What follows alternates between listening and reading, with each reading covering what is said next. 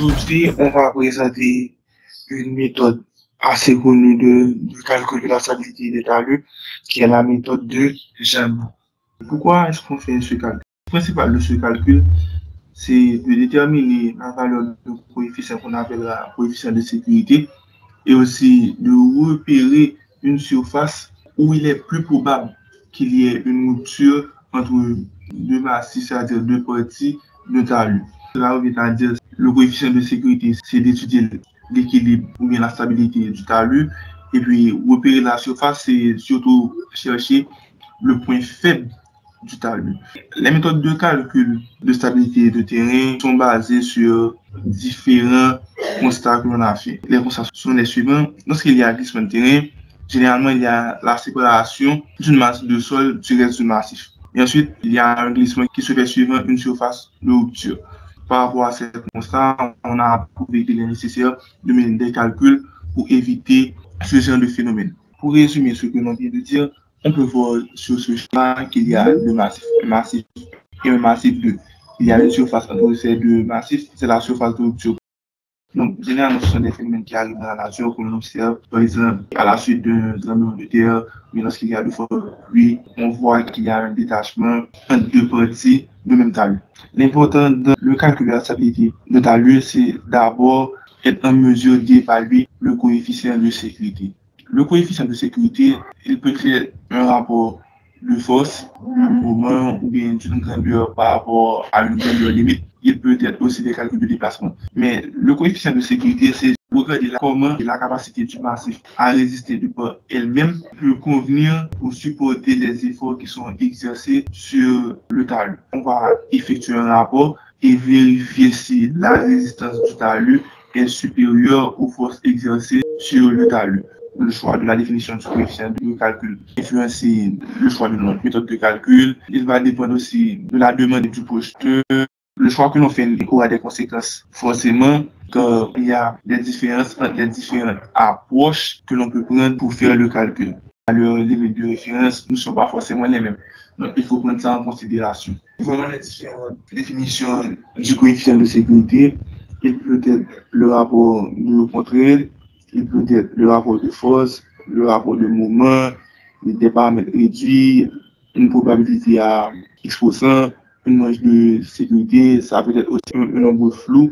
Si on dit que le coefficient de sécurité est le rapport entre un mouvement résistant et un mouvement moteur, si le coefficient de sécurité est supérieur à 1, le talus est stable. S'il est inférieur à 1, il y aura forcément un glissement de terrain. Et s'il est égal à 1, c'est-à-dire qu'on est à la limite. Donc, quel que soit l'excès de force exercé sur le talus, il y aura forcément une stabilité. Nous avons présenté le problème, nous avons montré ce qu'on va prendre en considération pour aborder le problème, mais comment va-t-on procéder de manière concrète au calcul? Donc, pour mettre en équation ce type de problème, il existe deux grandes méthodes. On peut étudier l'équilibre de l'ensemble de la zone de glissement pour la ligne de rupture, qui est la plupart du temps supposée circulaire. On appelle ce genre de méthode une méthode globale. Il y a différents types de méthodes globales. Il y a la méthode de Taylor, la méthode de Charcot et la méthode de Biarritz. Toutefois, on peut aussi décomposer le talus en tranches. On étudie d'abord l'équilibre de chaque tranche. On va faire une globalisation des résultats qu'on a trouvés, c'est-à-dire on va ajouter entre les résultats qu'on a trouvés. Pour cela, il faut faire certaines hypothèses pour simplifier les équations que l'on aura. Donc, on parle alors de méthode des tranches. Il existe différentes méthodes des tranches. Il y a la méthode de Frobenius, la méthode de Bishop, la méthode de Jambo, la méthode de Spencer, etc. La méthode de Jambo est une méthode de tranche. Pour cela, on va voir ce que représente une méthode de tranche, comment on aborde une méthode de tranche. Donc, d'abord, on a dit que pour utiliser une méthode de tranche, il faut faire un découpage du sol. Ensuite, on va écrire l'équilibre de chaque tranche et on va en général constater qu'il y a N-2 équations qu'il nous manque pour résoudre le problème. Le choix de ces N-2 équations va définir différentes méthodes. C'est ce qui différencie la méthode de Jambo, de la méthode de Bishop, de la méthode de Spencer, de la méthode de Frobenius. On découpe en plusieurs tranches la surface de rupture, on isole une des tranches, on regarde des forces qui agissent sur cette tranche. Donc, dans ce cas, on voit qu'il y a le poids qui agit. il y a les forces intertranches, il y a des forces intertranches horizontaux et des forces intertranches verticaux qu'on va prendre en considération. Ensuite, il y a la réaction du milieu sur la surface de rupture. On va décomposer en une composante normale et une composante tangentielle. L'équilibre pour chaque tranche revient à dire que les forces horizontales sont en équilibre, de même que les forces verticales ainsi que le moment de ces forces. Quelles sont les forces que l'on ne connaît pas, les grandeurs pour chaque tranche?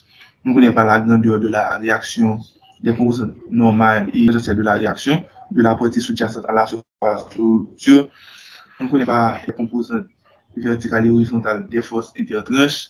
On ne connaît pas le bras de levier pour les forces horizontales pour chaque tranche. Et on ne connaît pas le coefficient de sécurité, ce qui fait en tout 6n inconnus l'équilibre des forces verticales et horizontales, 2n inconnus pour l'équilibre des moments et 1 inconnu pour le sol en général. Donc, ce qui fait en tout 8n plus 1 inconnu. Quelles sont les équations dont on dispose pour résoudre le problème? On a 3 équations d'équilibre pour chaque tranche. Donc, ça fait 3n équations pour le tout. On a l'interaction des tranches. Il y a 3 fois n-1 interaction. Et ensuite, il y a l'équation de Coulomb qui donne la contrainte à partir des caractéristiques du sol. Donc, ce qui fait 7n moins 3 équations. Donc, il nous faut n moins 2 équations à rajouter.